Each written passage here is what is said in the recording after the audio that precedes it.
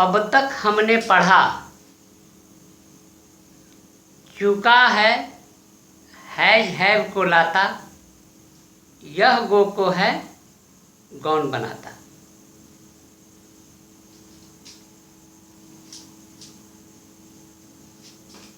वह जा चुका है,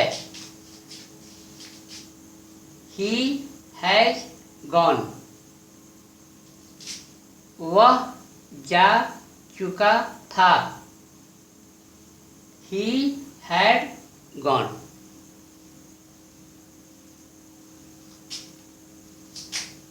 दोनों घटनाओं में अगर समानता है तो यह कि दोनों ही घटनाएं घट चुकी है, दोनों ही कार्य संपन्न हो चुके हैं।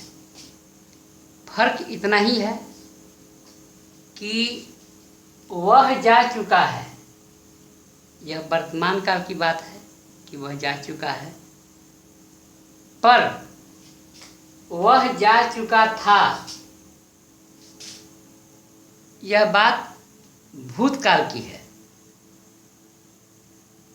यह दोनों वाक्यों में असमानता है।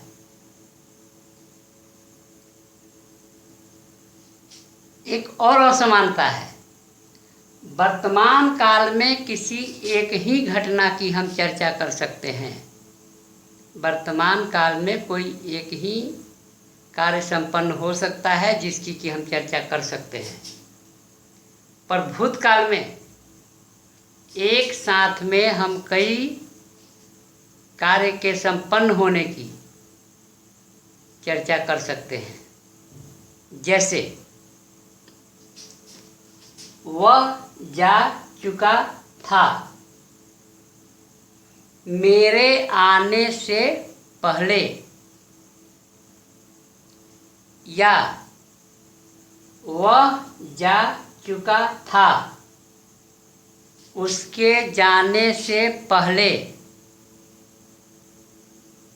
वह जा चुका था मोहन के खाने से पहले।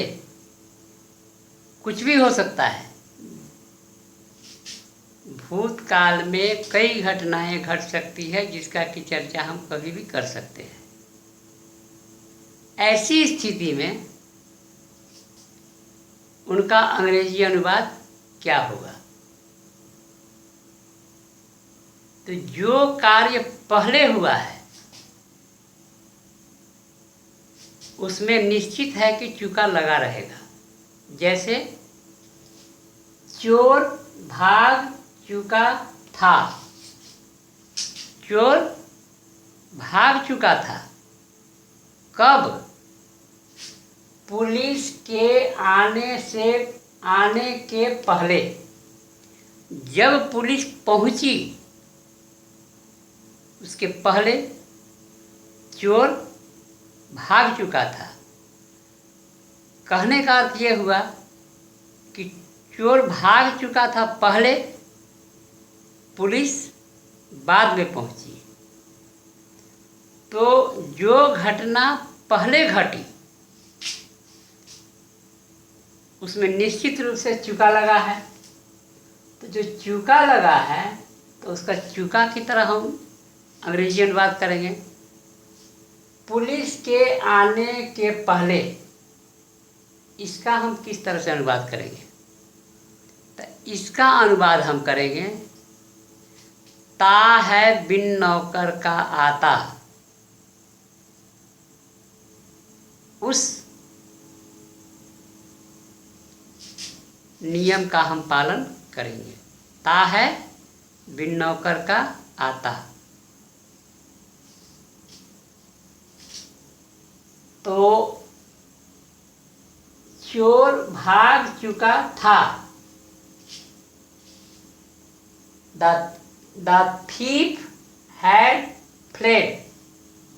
चोर भाग चुका था। fled away. Before माने पहले, before पहले, पुलिस के आने के, द पुलिस केम,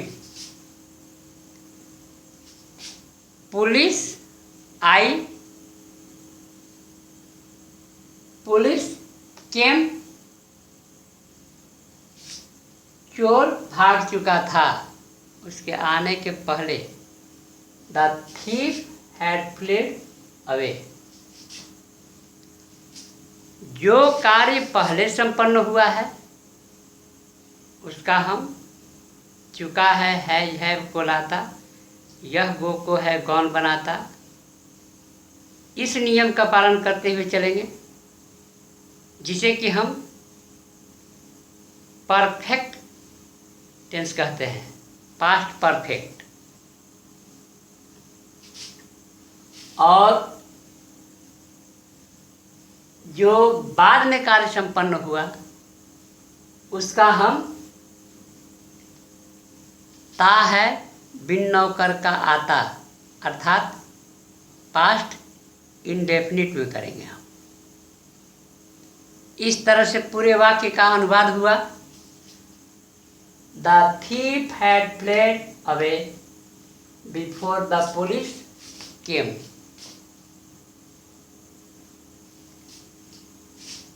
जब मैं स्कूल पहुंचा, जब मैं स्कूल पहुंचा, घंटी बज चुकी थी, घंटी बज चुकी थी। मेरे पहुंचने से पहले घंटी बज चुकी थी।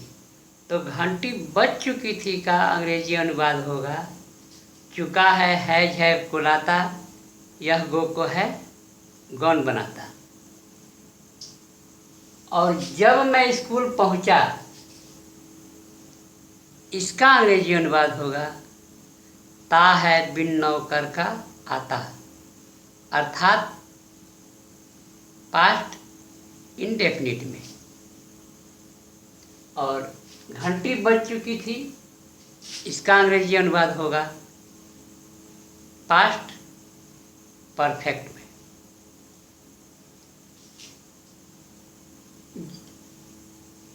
जब, व्हेन, मैं स्कूल पहुंचा, आई रीच्ड स्कूल, घंटी बज चुकी थी, द बेल हैड रैंग या गोन। जब मैं स्कूल पहुंचा, घंटी बज चुकी थी। When I reached school, past indefinite, the bell had rung or gone, past perfect। यह है दोनों वाक्यों में समानता और असमानता। आशा करता हूँ कि अब बच्चे ऐसी गलती नहीं करेंगे कि दोनों ही वाक्यों का अंग्रेजी अनुवाद पास्ट परफेक्ट में कर देंगे। दोनों का अनुवाद पास्ट परफेक्ट में नहीं हो सकता। जो घटना पहले घटी रहेगी उसका हम पास्ट परफेक्ट में अनुवाद करेंगे, पास्ट परफेक्ट के नियम का पालन करते हुए। और जो घटना बाद में घटी रहेगी उसका पास्ट इंडेफिनिट में करेंगे हम। आज के लिए बस इतना ही। मिलते हैं नेक्स्ट चैप्टर में। संभावना है कि 8 जून को रात 10 बजे इंग्लिश स्पीकिंग का मैं क्लास लूँगा, ऑनलाइन रहूँगा, तो सब्सक्राइब कर लेंगे ताकि सही समय पर सूचना मिल सके। विशेष अगले चैप्टर में। वंदे मातरम।